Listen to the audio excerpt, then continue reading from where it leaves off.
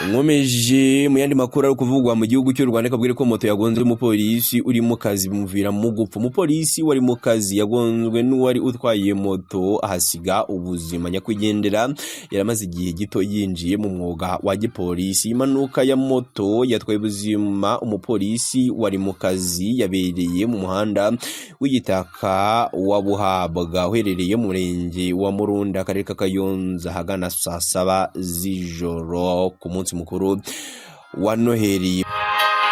Bamwe mu muryango Habagusenga John witabye Imana yabwiye ikinyamakuru Musekendo gukesha iyi nkuru ko nyakwigendera na mugenzi we bari mu kazi ko kubungabunga umutekano. Umumotari aturuka inyuma ahetse umugenzi aragonga ahita yitura hasi. Umwe muri we yagize ati yabatabaye bahise bamujyana kwa muganga basanga yaviriyemo imbere kuko urubavu n'umusaya byari byangiritse mu buryo bukomeye. Akavuga ko mu makuru bahawe yemeza ko umumotari n'uwo yarahetse bombi bari basinze ndetse ko na motari yakomeretse bikomeye akaba arwariye kwa muganga. Umuvugizi wa polisi mu ntara y'Uburengerazuba SIP Hamudoni Twizerimana avuga ko nta makuru arambuye y'urupfu rw'uyu mupolisi afite usibye kumenya ko yakoze impanuka. Mu magambo ye agira ati ntabwo ndayamenya ubu niho ngiye kubikurikirana.